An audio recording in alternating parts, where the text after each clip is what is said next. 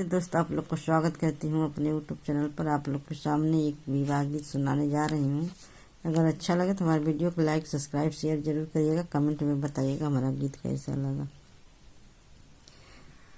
राजा जनक एक सुगना जे पाले, पाली पोसी कइले सायन, पाली पोसी कइले सायन।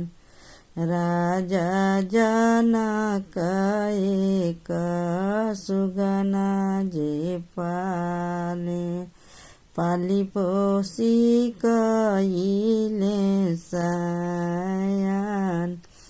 जबरे सुगनावा उड़न जोगे बइले, बेटी के बर खोजे जाए।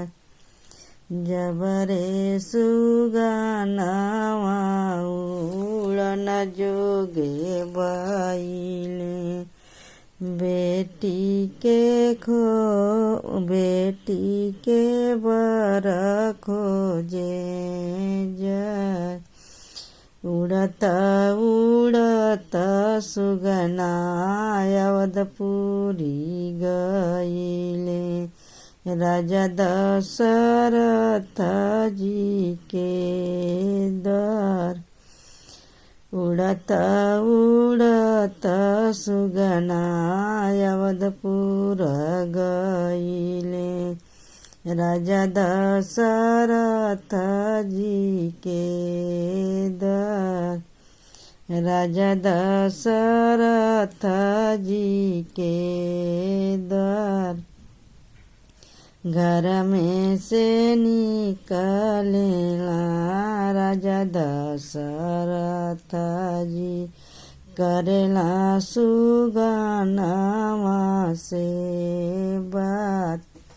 घर में से निकलेला राजा दशरथ जी, करेला सुगनावा से बात।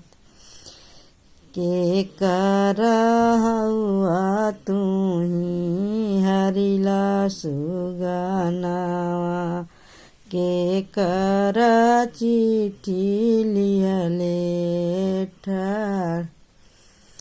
के कर चिट्ठी लिहले ठाड़, के करहुआ तू हरिला सुगनावा। के कर चिट्ठी लिहले ठाड़, राजा दशरथ जी के हरिला सुगनावा।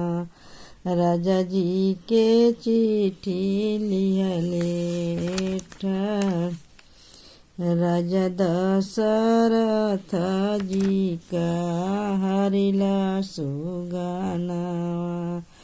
राजा जी का चिट्ठी लिहले ठाड़।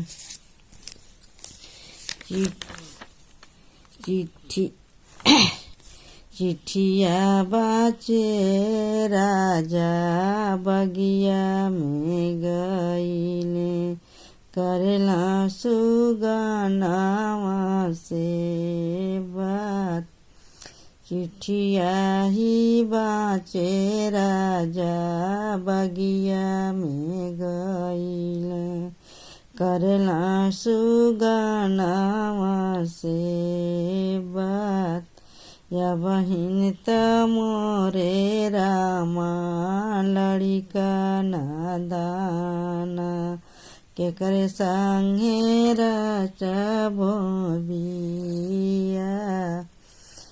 बहिन त रामा मोरे लड़िका नादाना, के करे संगे रचबो बिया।